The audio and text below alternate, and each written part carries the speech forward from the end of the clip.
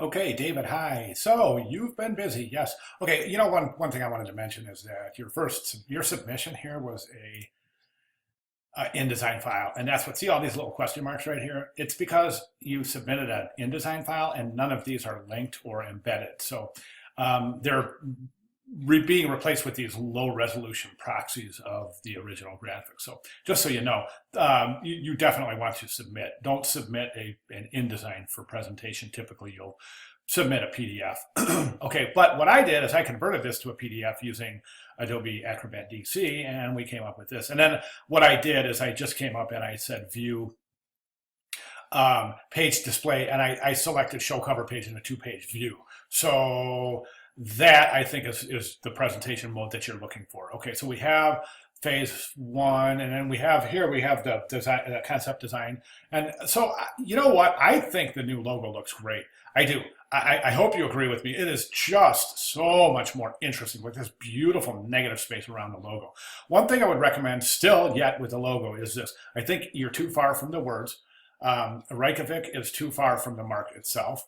And right now, the Reykjavik, that might be a bold typeface. If it is, change it to regular to try to create more consistency between the stroke weight of the mark and the stroke weight of the letter forms and the numbers. That's really important. And then bringing that a little bit closer is just going to, when I say closer, this is what I mean. About like this. And that's really going to draw this thing into some beautiful presentation. So great job there. Now we talked about this, and I see you made some modifications here, but I would definitely say just use this as your horizontal logo and keep this out. Right now it's adding too much. It's adding too much in terms of visual. I'm going to say this word because it's a graphic design term, but don't take it wrong. The term is visual clutter. And it's not a derogatory term. It just basically it equates to the definition that there's too much here for the mind to process. Okay, Hicks' law states this. You know what Hicks' law is. You know a lot about everything. I can tell in your response post. But Hicks' law states that every time you add something to something, it takes away from what's already there. And I think this is a great example. This is able to stand on its own as a horizontal graphic. This diminishes from it completely because it just adds all sorts of convoluted meanings and confusion. So I would eliminate that from your horizontal graphic completely. I would also eliminate the white background from the background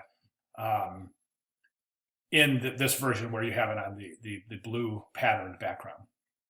Okay, good job with the pictograms. Good job. I think they look great now. I mean, there's not one here that doesn't look like it doesn't belong to the set. So these have come a long way. Great job. This is what I mean about this horizontal logo. See what I mean? I mean, let's just take that away and let that consume the sign with the background, fifth element background. I think it'd be great. And you could just have Reykjavik with the graphic and the background, and that's it. You don't even need the rings. This is another example of Hicks' law right here.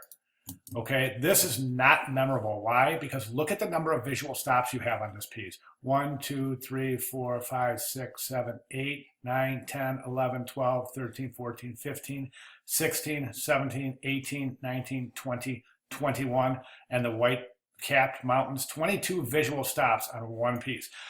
That's about 19 too many. And in terms of basic graphic design, basic visual communications, you want to keep your visual stops to a minimum amount. And that will increase the chances that the piece will be remembered by the viewer. Okay, these look good. I don't think you need 3 examples of vehicle wraps, though. I think that this is plenty. This looks more like an ad for Suzuki. I would keep that out. I mean, either just show the vehicle, but this is just too much. It's just adding too much meaning and it's confusing things. Plain looks great. Again, right here, this would be a great example of where you could eliminate all of this stuff and just use that vertical graphic. This is a tough image because the top of his helmet has a face on it, so it really, really looks bizarre, doesn't it? So I would recommend doing something with that, maybe photoshopping out the top of the face off of the top of the helmet, or maybe selecting a new image altogether. Again, I think this looks good, but it would look great without that. It really would. I just think that. In a way, this is some of your most memorable work right here because it's some of the most simple. That's a great piece right there. Ticket, for some reason, I think it's maybe because the way that I had converted this, because I know the front of your ticket was in your first presentation that you showed in the critique board. So I'm not real sure this is just showing the back of the ticket. You definitely want to show the front there. That's the poster with all the tickets. I think that's a great idea. Probably too many t-shirts. I would eliminate this to maybe this one, and then maybe one more, that one. These are just too much. You've got graphics over graphics and graphics over patterns. And again, it's eliminating the Hicks law. And every time you add something, it's taken away from what's already there.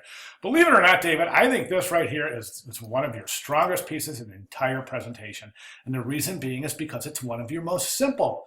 And you look at your visual stops. 1, 2, and this could actually be considered one visual stop because of the wonderful proximity. And that's why I was saying at the top of this video to move this a little bit closer and try to create some consistency between the stroke weight of the letters, the words, and the logo itself. 1, 2 visual stops, basically. You could really even turn this into one visual stop. And that's why that is so memorable, and that's why that is so successful.